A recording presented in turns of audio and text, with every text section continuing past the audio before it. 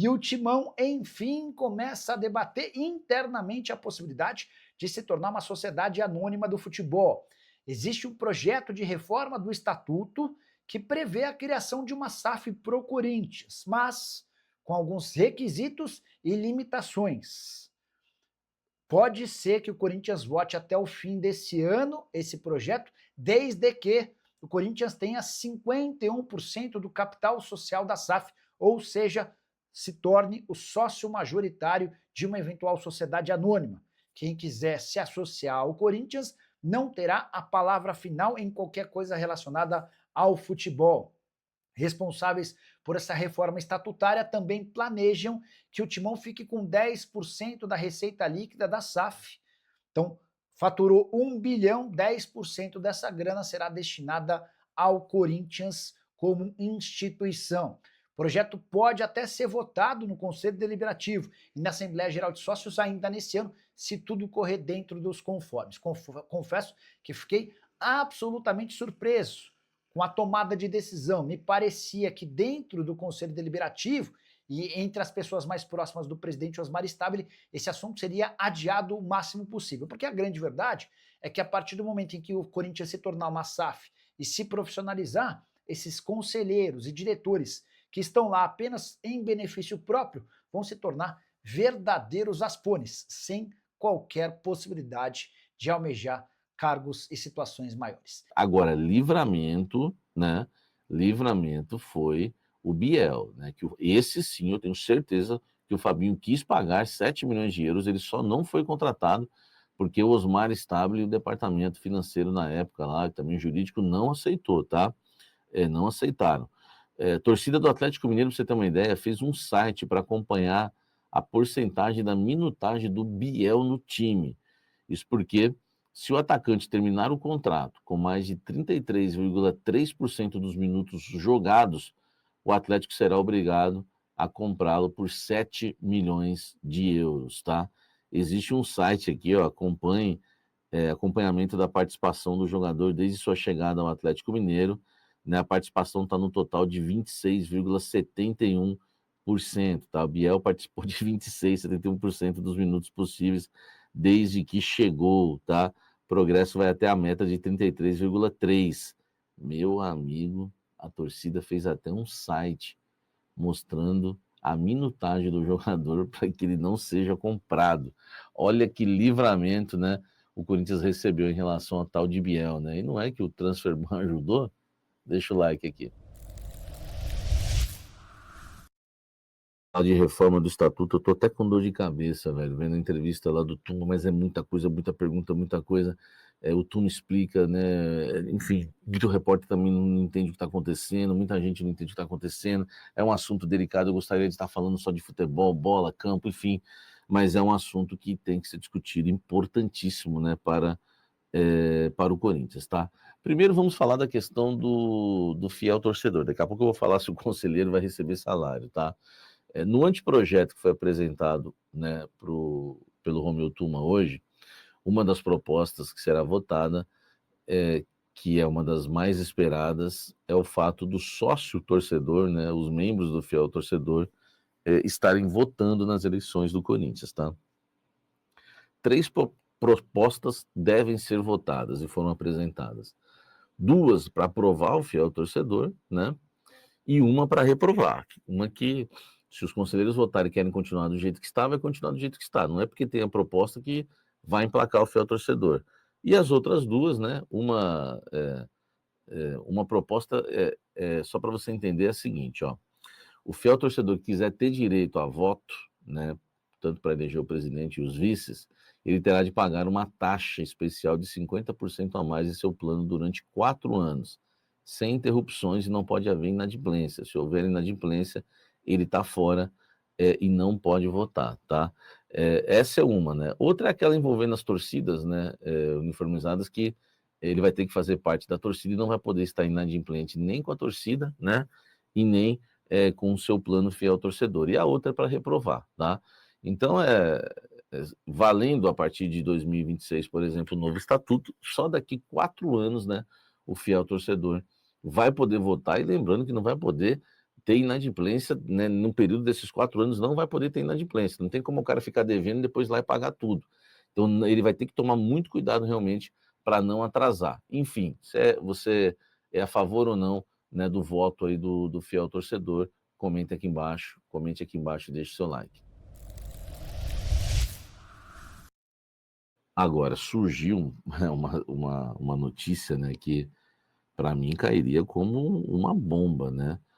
O fato, né, o fato do conselheiro receber salário, era só o que me faltava, né? O que se entendeu, né, quando a gente viu aí a divulgação, tá? No texto que foi revelado aí, né, o anteprojeto ele previa que até 0,5% do orçamento anual seria destinado ao Conselho Deliberativo à manutenção de suas atividades e garantia de sua independência. Tá? A previsão do Corinthians neste ano é arrecadar 739 milhões após a revisão do presidente Osmar Stabile. Neste cenário, seriam quase 4 milhões para o Conselho Deliberativo. Cara, primeiro que se entendeu que no início que os conselheiros teriam salários. Não é verdade, não é isso que diz aqui, tá? Segundo que é até 5%, né, que o conselho receberia. Mas isso aí, eu senti que o Tuma, quando foi indagado sobre o valor que o conselho receberia, imagina o conselho recebendo 4 milhões por ano, 3,70 milhões por ano, né? 3 milhões e 700 mil, quase 4 milhões por ano. Ele deu meio que não, pode ser, ele falou até 0,5, né? Depois o Pantaleão até explicou, o fato do até 0,5 é que o Pantaleão explicou, e o Pantaleão também colocou um detalhe importante, né? Que é para ser usado para a independência do conselho, né? Tanto o Tuma como o Pantaleão explicaram isso. Então, por exemplo, fazer transmissões como foram feitas, não precisar fazer pela Corinthians TV, urnas eletrônicas que podem ocorrer, enfim, muitas coisas que o conselho quer ter liberdade e não pedir para a diretoria, né, estar fazendo, até para criar uma imparcialidade melhor e ser mais independente o conselho. A questão é que é muita grana, não precisa disso tudo para esses projetos emplacarem, tá? Então, pode ser votado 0, estão falando em 0,5, pode ser votado 0,1, 0,2, a gente não sabe como vai fechar isso. Mas eu queria explicar isso para vocês, que não é o conselheiro tendo voto, que aí seria um absurdo eu ia bater nisso todo dia. Imagine cada conselheiro recebendo recebendo salário, né, não voto. Imagine cada conselheiro recebendo um salário, parte dos 4 milhões por ano. Seria um absurdo da história do clube, né? Eles que já não fazem quase nada, né, pelo clube, imagine, e fazem tão pouco, né, ganhando ainda um salário por mês, que era o que tinha se entendido no início. Mas não foi nada disso. Isso aqui seria uma verba para o conselho ser independente, tá? Mas, enfim, eu ainda acho que é muito, mesmo até 0,5. Eu acho que nessa reforma, tem que pensar em até 0,1, até 0,2. Gosto da ideia do conselho ser independente, mas, por favor, o Corinthians já está quebrado demais para ficar espalhando grana por aí. Enfim, tudo me preocupa, né? Deixa o like, comente aqui embaixo o que você acha disso. Hoje o Jorge Nicola deu a informação que o Talisca é uma realidade no Corinthians, tá?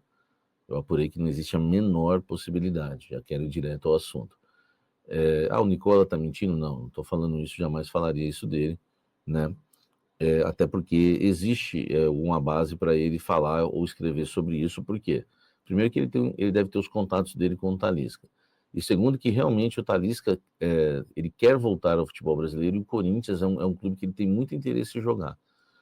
Existem 3 clubes, né? Corinthians, Bahia e Flamengo, mas o Corinthians e o Bahia são os clubes que o Talisca, né, jogador de 31 anos, tem mais interesse aí em jogar no futebol brasileiro. Lembrando que ele pertence ao Fenerbahçe, tá? Da Turquia, tem contrato até junho de 2026, então até metade do ano que vem, podendo inclusive conseguir a liberação no início do ano.